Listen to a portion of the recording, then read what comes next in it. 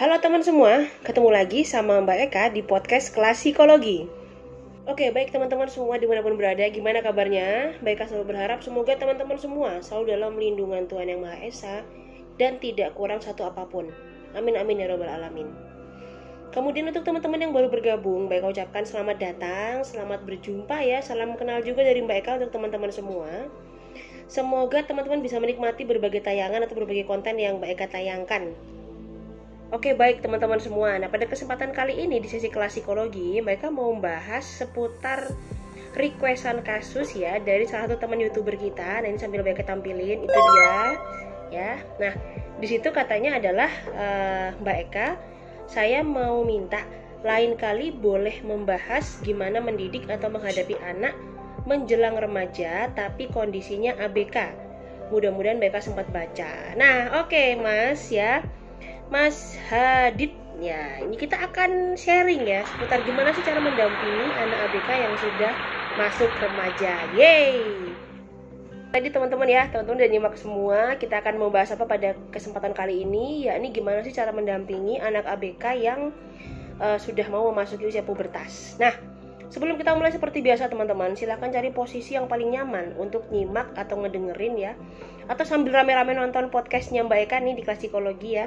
Silahkan cari posisi yang paling nyaman supaya teman-teman bisa dapat poinnya dan apa yang Mbak Eka sharingkan bisa ada hal yang bermanfaat meskipun sangat sedikit ya. Kemudian nanti apabila yang Mbak Eka sharingkan ini teman-teman rasa bermanfaat atau ada saudara, karib kerabat yang dirasa membutuhkan info ini, silakan aja langsung share di semua media sosial yang teman-teman pakai ya. Supaya lebih banyak lagi orang yang belajar tentang ilmu psikologi, orang yang mengerti tentang ilmu psikologi. Nah, ingat teman-teman, semakin banyak orang yang belajar atau mengerti ilmu psikologi, artinya semakin banyak orang yang akan mengenal dirinya sendiri. Saat setiap orang sudah mengenal dirinya sendiri, mengenal batasan-batasan diri, artinya harapan hidup kita di lingkungan sosial itu akan lebih berkualitas ya, dan kita juga akan lebih semangat untuk menjalani kehidupan. Oke teman-teman semua, nah dalam sesi kali ini Mbak Eka rangkum ya tadi yang sesuai judul yang sudah di request oleh satu teman kita. Mbak Eka di sini akan membahas beberapa kendala-kendala beserta solusi yang perlu diketahui buat yang mendampingi anak-anak ABK. Baik teman-teman, sebelum kita mulai, Mbak Eka akan sharing dulu ke teman-teman semua terkait anak-anak ABK itu apa sih? Anak-anak berkebutuhan khusus itu ya, terutama itu apa sih sebenarnya anak-anak berkebutuhan khusus? Nah, teman-teman semua, anak-anak berkebutuhan khusus atau anak-anak ABK itu adalah anak yang mengalami keterbatasan atau keluar biasaan ya, baik secara fisik, secara mental, secara intelektual, sosial maupun emosional. Nah, nanti di mana hal-hal itu semua bisa berpengaruh secara signifikan dalam proses pertumbuhan atau perkembangannya dibandingkan dengan anak-anak seusianya. Nah, artinya apa? Di dalam ilmu psikologi ya, mereka nggak bahas dari sisi pendidikan luar biasa dan lain sebagainya, tapi mereka membahas dari ilmu psikologi. Jadi anak-anak yang tergolong ABK itu ada dua teman-teman ya. Ketika dia mengalami defisit, kekurangan, jadi perilakunya itu berbeda dari anak seusianya, kekurangan ya, atau yang kelebihan. Nah, jadi misalnya punya IQ-nya itu sampai di atas superior atau malah di bawah rata-rata. Nah, itu semua tergolong anak-anak ABK. Nah, masing-masing dari ABK ini perlu dilakukan dengan treatment yang berbeda-beda sesuai dengan kasusnya. Nah, maka kita nggak bisa pukul rata. Nah, namun dalam kesempatan kali ini Mbak Eka akan sharing secara umum ya, secara gamblang gimana sih mengajarkan kepada anak-anak ABK kita ini yang sudah mau masuk usia pubertas atau usia remaja. Nah, baik teman-teman semua, di nomor 1 ini yang Mbak Eka mau sharingkan ya. Untuk setiap dari kita yang memiliki anak ABK atau kita yang sedang berproses dengan anak-anak ABK, baik sebagai gurunya atau baik sebagai temannya, kemudian tetangganya barangkali ya. Nah, pertama kali apabila kita ingin berproses membantu dia memaksimalkan fungsi tumbuh kembangnya ya, emosional dan lain sebagainya tadi yang udah Mbak Eka jelasin di awal, kita nolin dulu pikiran kita. Jadi pada saat kita berproses sama anak ABK itu kita tidak bisa teman-teman ya, kita tidak bisa untuk mengukur kemampuannya sama seperti yang ada di pikiran kita. Nah, itu di-delete dulu semuanya. Jadi pada saat kita akan berhadapan dengan anak ABK, nah itu alangkah baiknya pikiran kita 0. Ya, kenapa? Karena dengan begitu kita bisa melihat anak ABK ini berkembang dan bertumbuh sesuai dengan potensi yang dia miliki. Nah, kemudian masalah-masalah anak-anak ABK yang dihadapi dan sering dikonsultasikan ke Mbak Eka terutama ya. Nah, itu cukup banyak gimana cara mendampingi anak-anak ABK yang memasuki usia pubertas. Kalau masalah keterampilan sosial dan emosi, itu kan anak-anak ABK udah diajarin sejak mereka masih kecil, masih batita ya bahkan ya teman-teman semua. Mulai dari makan harus di meja makan, misalnya kayak gitu. Kemudian tidak boleh berteriak, tidak boleh membentak. Tapi tentu dengan bahasa yang baik ya, misalnya kayak kalau dia berteriak-teriak, ayo ngomongnya yang pelan. Nah, jadi jangan bilang, gak boleh teriak-teriak. Nah, tapi kita memang harus pinter-pinter dengan berbagai kosakata kita. Gimana sih mengubah kata-kata yang gak enak untuk mereka dengar itu jadi kata-kata yang nyaman. Nah, itu tadi teman-teman. Nah, tapi yang menjadi kendala atau kesulitannya adalah apabila anak-anak ini memasuki usia pubertas. Karena mau gak mau, meskipun mereka anak-anak ABK berkebutuhan khusus ya, itu setiap dari kita atau setiap makhluk hidup yang hidup terutama teman-teman itu pasti akan mengalami fase-fase pubertas. Nah, ini yang biasa jadi kendala karena apa, memang tidak semua orang concern dan gak semua orang paham. Maka kita juga perlu belajar, bahkan termasuk Mbak Eka pun juga masih belajar. Jadi kalau ketemu dengan karakteristik yang berbeda, latar belakang keluarga yang berbeda, tentu nanti berbeda juga perlakuan. Baik, kendala-kendala berikutnya yang dilakukan atau yang dialami ya oleh anak-anak ABK itu adalah terkait dengan pubertasnya dia. Nah, itu apa sih misalnya Mbak Eka? Misalnya nih yang pertama, kita ngelihat dia tanpa sadar ya menggesek-gesekkan alat kelaminnya, entah ke pinggir meja, entah ke kursi, atau sambil tengkurap dan lain sebagainya. Nah, kemudian yang kedua adalah memeluk dan mencium lawan jenis. Itu kan sering kali terjadi ya, karena memang mereka kontrol dirinya. Kemudian mana yang boleh dan enggak itu memang belum terbentuk. Nah, ada lagi yang lain. Misalnya kayak memainkan organ vitalnya di tempat umum yang enggak sesuai dengan seharusnya. Nah, apabila teman-teman melihat hal seperti itu, jangan langsung ditegur secara keras. Karena apa? Seperti yang kita ketahui bersama, ibaratnya kayak kita deh. Kalau kita dimarahin, kita nggak boleh ngelakuin sesuatu, kita tambah ngelawan. Dan kita malah tambah pengen ngelakuin hal itu. Nah, ini pun juga sama, terjadi sama anak-anak ABK ya. Dan apabila anak-anak kita mengalami hal tersebut, nggak usah panik, nggak usah khawatir. Nah, memang harus dipersiapkan. Jadi kita ajarkan kepada dia, kita edukasi kepada dia bahwa organ-organ vital itu apa aja, punya cewek itu apa, punya cowok itu apa ya. Dan jangan lupa kalau jelasin ke anak ABK teman-teman, lebih baik tuh ada visualisasinya. Jadi bukan yang kita nyeramain gitu ya, kalau cowok tuh namanya ini, bentuknya gini, kalau cewek tuh namanya itu, bentuknya nggak bisa. Jadi teman-teman harus benar-benar liatin, oh kalau perempuan tuh namanya vagina, fungsinya misalnya buat pipis ya dan sebagainya. Nanti kalau udah masuk remaja ada yang namanya datang bulan, kemudian kok yang laki-laki namanya penis. Jadi jangan kita mengedukasi anak-anak ABK atau bahkan siapapun deh remaja ya, itu ekspresi kita jangan berlebihan. Jadi santai aja, seolah-olah tidak ada hal yang menakutkan, tidak ada hal yang mengkhawatirkan, sehingga mereka menyerapnya pun juga dengan baik, memprosesnya juga dengan baik. Nah, ketika kita sudah menjelaskan alat kelamin dan sebagainya ya, nah, teman-teman bisa menjelaskan fungsinya itu apa, kemudian bagaimana cara merawatnya. Nah, tentu apabila ini dilakukan kepada ABK, kita harus melakukan sesering mungkin dan berulang-ulang ya, sampai dia paham. Nah, terutama kepada rekan-rekan semua atau teman-teman yang memiliki anak ABK atau mendampingi anak ABK yang perempuan. Nah, karena anak-anak ABK yang perempuan ini berdasarkan pengalaman di lapangan, kemudian juga berdasarkan berbagai literasi, itu biasanya cenderung lebih responsif. Nah, jadi lebih cepat menerima respon ya ketika berkaitan dengan pubertasnya dia. Oke, makin menarik teman-teman semua. Nah, kemudian bakal lanjutin ya. Kalau ingin mengedukasi terkait masa-masa pubertas atau yang berkaitan dengan organ-organ reproduksi, kalau anak ABK-nya cowok, maka dilakukan oleh guru cowok atau orang tua yang cowok, misalnya ayah. Kalau anaknya cewek, dilakukan oleh ibunya atau guru yang perempuan. Begitupun juga kalau mau cari terapis atau tenaga psikolog misalnya ya, cari yang sama jenis kelaminnya. Jadi hindari melakukan sex education itu dengan lawan jenis. Nah, kemudian setelah anak-anak ini tahu ya, dan mereka sudah diedukasi, kemudian mereka mau diajarkan untuk memakai, misalnya yang perempuan nih, misalnya lagi datang bulan ya. Untuk anak-anak ABK itu memang cenderung agak sulit menerima perintah berlapis. Jadi ada instruksi A, instruksi B, instruksi C. Misalnya untuk anak-anak yang perempuan, yang ABK yang perempuan, nah itu nanti diajarkan beberapa step. Nah tapi teman-teman itu karena langkah yang besar ya, misalnya memakai pembalut pada saat dia datang bulan ya. Nah maka silahkan dipecah-pecah prosesnya sampai kecil ya, sampai kecil, kemudian diulang-ulang dan dia paham, dia mengerti. Oke, baik teman-teman semua. Nah, tadi kita udah sharing ya terkait dengan apa sih ABK, kemudian kendala-kendala yang dihadapi dan gimana cara mengedukasi saat anak-anak ini masuk usia pubertas.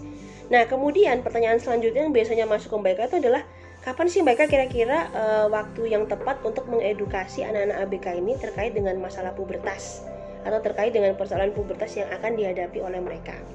Nah, teman-teman ya, yang pertama yang perlu kita lakukan sebelum kita mengedukasi anak-anak kita dalam kaitannya dengan masa pubertas ya. Yang pertama itu adalah perhatikan dulu ya, apakah anak-anak ini sudah memunculkan kebiasaan baru yang memunculkan ciri-ciri tertentu, misalnya dia mulai tertarik dengan lawan jenis, atau misalnya dia mulai seneng dandan ya, atau misalnya bisa lebih dini tuh kalau udah datang bulan atau mimpi basah ya untuk anak laki-laki. Nah kemudian bisa juga pada saat misalnya mereka bertanya, kok tempat pipisku beda ya sama tempat pipisnya temenku yang cowok. Nah itu kita udah mulai bisa mengedukasi dan berikan penjelasan, jangan bilang tempat pipis atau apa, misalnya bahasanya dia keliru, segera dibenerin. Ini namanya vagina, kalau yang tempatnya cowok atau alat kelamin cowok namanya penis. Nggak apa-apa teman-teman, sampaikan aja apa adanya dan ingat dengan ekspresi yang datar. Jadi jangan terlalu melebih-lebihkan, apalagi dimarahin ya. Nggak usah tanya-tanya kayak gitu, nggak sopan lah, orang dia juga nggak paham. Nah maka jadi lebih baik kita kasih tahu tapi dengan bahasa yang benar. Nah lalu jangan lupa juga teman-teman semua atau rekan-rekan guru atau orang tua dimanapun berada, sampaikan kepada mereka bahwa apabila mereka sudah datang bulan, kemudian mereka sudah mimpi basah ya, sudah mulai keluar jakun atau ada jenggotnya, buat yang cowok ada kumisnya ya, sampaikan kalau mau berdua-duaan nggak boleh cuman berdua. Jadi ada ibu guru, ada bapak guru atau ada teman yang lain. Nah tapi kalau bingung bahasanya, kan tadi Mbak Eka bilang tidak boleh mengucapkan kata tidak boleh. Nah maka teman-teman bisa mengganti dengan kayak gini misalnya, kalau kamu mau main sama dia jangan cuman berdua ya, ajak temen yang lain, misalnya kayak gitu. Nah jadi kita membiasakan supaya anak-anak kita aman, anak-anaknya orang lain juga aman dengan cara yang sangat edukatif ya. Jadi kita minta kalau mau main ya bareng-bareng, gak boleh sendirian ya. Kemudian kalau mau ke toilet jangan sama-sama, harus sendirian. Nah ini juga perlu banget untuk diajarkan. Supaya apa? Supaya menghindari hal-hal yang tidak kita inginkan.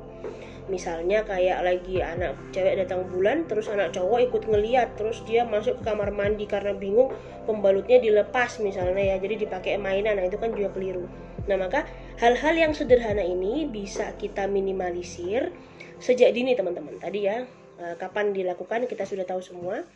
Misalnya pada saat sudah memunculkan perilaku ya, perilaku pubertasnya, kemudian dia sudah mulai bertanya ya, kenapa aku berbeda dengan yang lawan jenis, entah itu cewek apa cowok ya. Nah kemudian yang ketiga, kalau misalnya tanda-tanda itu nggak muncul, tapi kita sebagai orang tua, sebagai keluarga atau sebagai guru kok ngelihat udah mulai tumbuh jakun ya, tumbuh rambut-rambut pubertas itu ya, pubik-pubik itu, nah segera aja kita edukasi. Nah itu sesedini mungkin lebih baik, tapi sesuai dengan waktunya teman-teman. Pembahasan kita terkait dengan gimana sih cara mendampingi anak remaja yang mengalami ABK untuk bertumbuh dan berkembang. Nah karena memang kalau pubertas dialami oleh semua orang, jadi jangan kira anak-anak ABK itu tidak mengalami pubertas. Semuanya mengalami, dan mereka juga mengalami naik turun mood ya, kemudian mengalami juga malu-malu untuk keterampilan sosial. Nah maka sedini mungkin kita sebagai pendampingnya ngerti dan belajar gitu teman-teman ya. Jangan sampai mereka tuh sering banget deh ngelihat ya, apalagi di akun-akun medsos, cukup banyak anak-anak ABK yang katakanlah mohon maaf misalnya dia menderita Down syndrome atau dia terkena Down syndrome ya.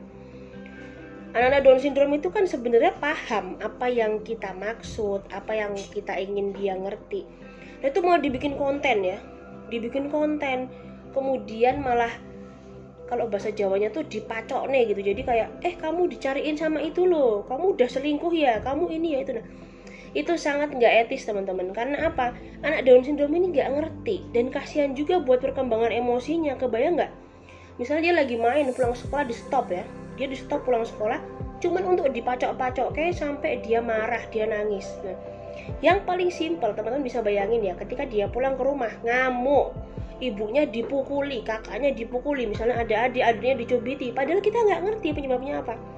Yang ngerjain dia, yang ngajak mainan ya seolah-olah wah ini sih cuma bercandaan, tapi bagi anak-anak tersebut ya secara emosinya tuh udah sangat terganggu. Nah, bahkan anak-anak ini juga punya rasa dendam teman-teman ya. Wah, itu nakal sama aku, suka nggarai aku misalnya kayak gitu. Nanti ya selamanya dia bermusuhan.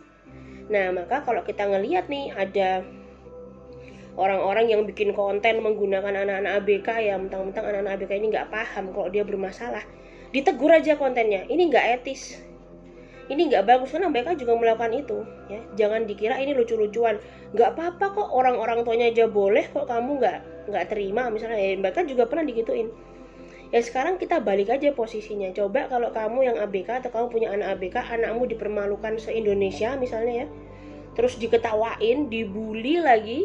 Padahal kita sama-sama tahu tadi pengertian ABK itu adalah mengalami defisit atau kekurangan baik dari emosional, intelektual, dan lain sebagainya. Terus nanti ketika dia bisa baca suatu saat ya, kadang nggak menutup kemungkinan anak-anak itu juga bisa berkembang. Dia ngerti, loh kok orang se-Indonesia benci sama aku, kok ngata-ngatain aku. Coba bayangin, orang tuanya udah hamil, nyekolahin tinggi-tinggi, terus tiba-tiba ngeliat hal-hal yang nggak baik. Nah, maka teman-teman jangan ikut-ikutan deh kalau ada orang-orang seperti itu. Itu banyak banget di TikTok mereka lihat ya.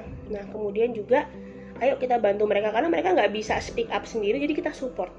Nah, yang berikutnya, kalau kita ngeliat anak-anak ABK di sekitar kita, jangan dijailin ya. Karena apa? Anak-anak tersebut juga mengalami proses yang nggak mudah. Jadi mereka juga harus kita bantu, harus kita support ya. Nah, begitu juga dengan orang tua yang memiliki anak ABK atau guru-guru yang mendampingi anak ABK. Jangan putus asa, tetap semangat, nggak usah malu, nggak usah kecil hati. Tapi kita kenali potensinya dia itu apa, kita kembangin ya. Jadi jangan ikut-ikutan, harusnya seumuran dia udah bisa A, B, C, nggak. Mainnya nggak gitu kalau sama anak ABK. Apa yang dia punya, itu yang kita kembangin. Nah, kadang kita dibikin kaget, percaya deh, karena mereka juga mengalami hal itu. Pertama datang misalnya belum bisa ngomong, masih nunjuk-nunjuk gitu ya. Tapi setelah misalnya 2 bulan, 3 bulan, setahun, 2 tahun terapi, nah akhirnya ada peningkatan, bisa jalan dengan kondisi seperti anak pada umumnya, bisa bicara seperti anak seusianya ya. Meskipun memang nggak bisa sama terus perkembangannya, nah tapi di satu sisi mereka jadi ngerti bahwa oh, anak-anak ini punya hal lain yang bisa membanggakan keluarganya. Nah, bagi anak-anak ABK yang dibutuhkan adalah penerimaan dari keluarga besar mereka. Nggak peduli dia dari orang lain, karena mereka juga nggak akan kepikiran seperti itu. Nah, maka kita yang dapat berkah dianugerahi anak-anak ABK, mari terus bersyukur. Karena dengan begitu kita bisa ngelihat potensi orang. Jadi setiap kita ketemu orang, kita ngeliatnya hal positif terus. Nah, itu adalah berkat ya. Kalau mereka bilang itu gift, itu berkah. Karena apa? Setiap ketemu orang kita ngeliatnya hal positif, hal positif, hal positif. Nah, itu berbedanya dengan orang-orang yang tidak memiliki anak ABK. Nah, jadi dalam kehidupan ini selalu ada hal baik dan hal buruk ya.